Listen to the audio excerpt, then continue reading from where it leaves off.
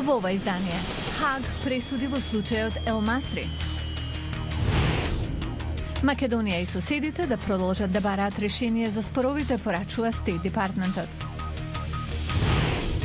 Некогаш и самовикање пожар помага.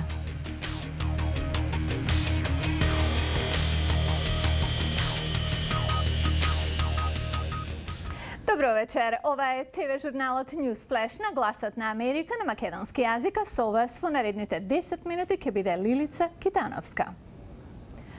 Веруваме дека Македонија и незините соседи треба да продолжат да трагаат по достоинствено, практично и взаемно прифатливо решение за тековните спорови, што е можно побрзо, за да се отворат тие врати, изјави портпаролката на Стейт Департментот Викторија Нуланд на новинарско прашање за одлуката на Советот на министрите на Европската Унија, каде нема датум за почеток на преговорите за членство.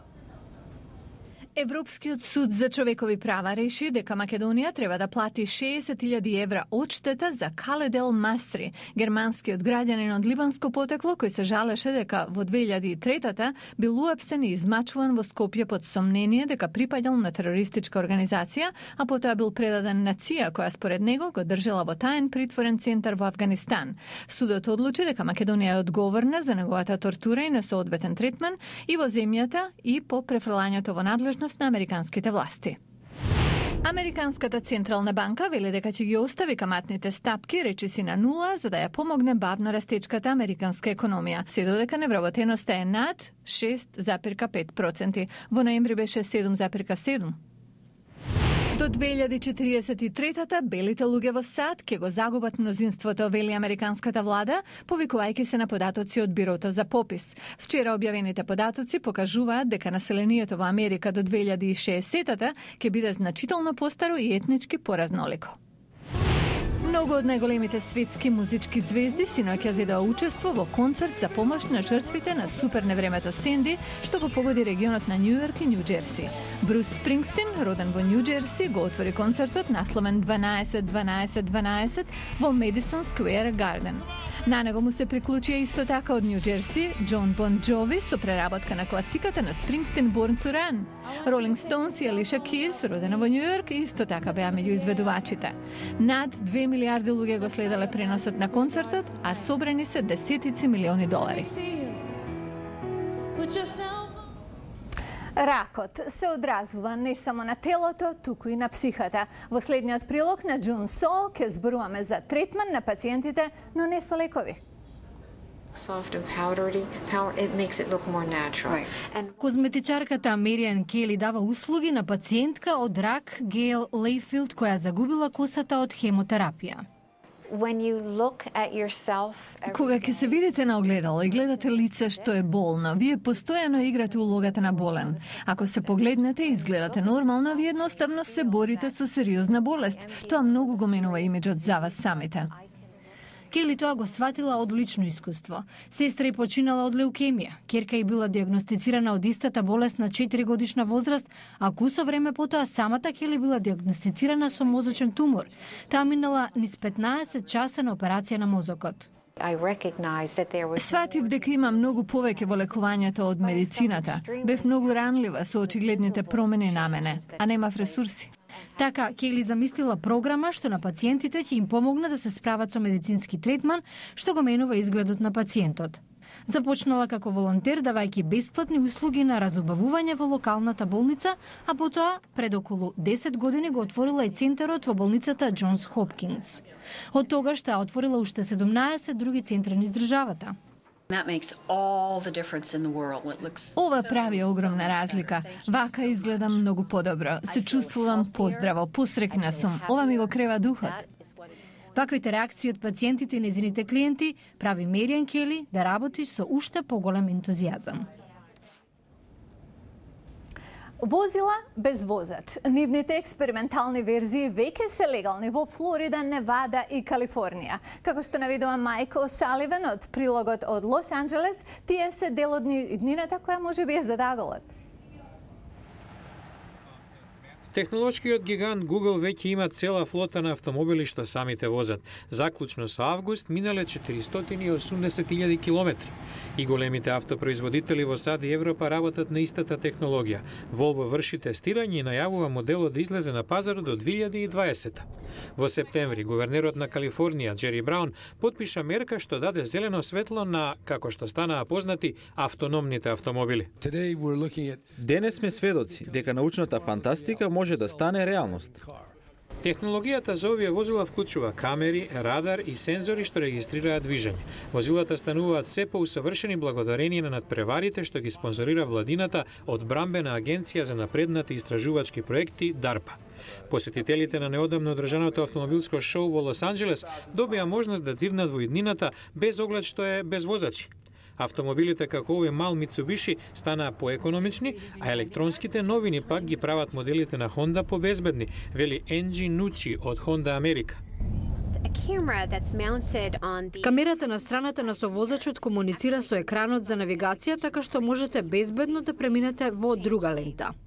Меѓу другите безбедносни перформанси се системите што предупредуваат на судар, на предниот дел и на страните на возилото. Овие системи им помагаат, но не ги заменуваат возачите, коментира Лесли Кендал од автомобилскиот музеј Петерсен, па сепак ги прават патиштата побезбедни. Со намалување на бројот на возачите ја намалувате и можноста за сообраќајна несреќа. Според аналитичарите, две нешта се сигурни. Технологијата веќе функционира, а најголем предизвик ќе биде да сте намали цената што треба да ја платите за возилото што ќе вози за вас. А следниот прилог на Фаизе Елмасри ќе ни ја представи Далас Джесап. Која е Джесап и зошто е фокус на нашето внимание денеска, ќе ни каже Јулија Велковска.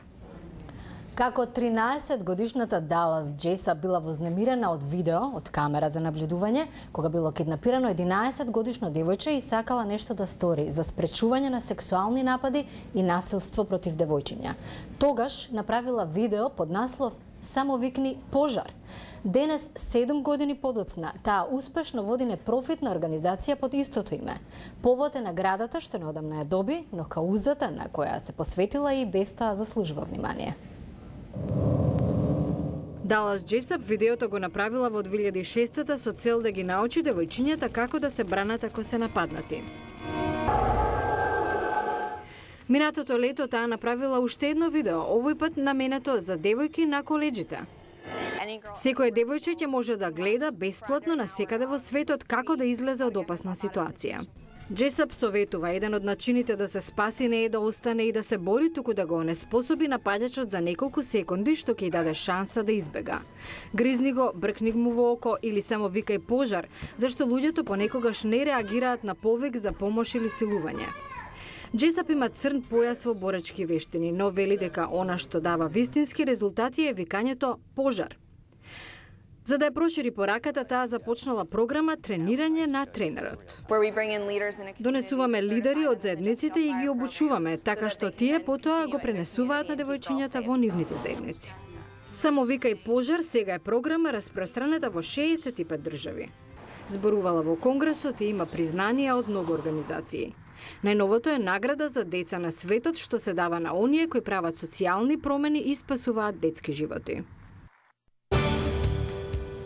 Утре во Newsflash, Калифорнија иновативно и во автомобилската индустрија. Гледате во утрешната емисија.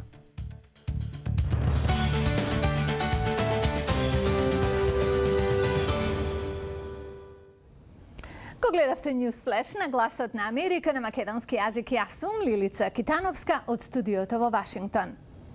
Дружете се со нас и по емисијата за повеќе содржини на Гласот на Америка. Посетете и нашата интернет страница glasnaamerika.com, а таа адреса уште еднаш е glasnaamerika.com. А доколку не сте, би сакале да ни станете и пријател на Facebook. Ви благодарам на вниманието и гледајте не јутре.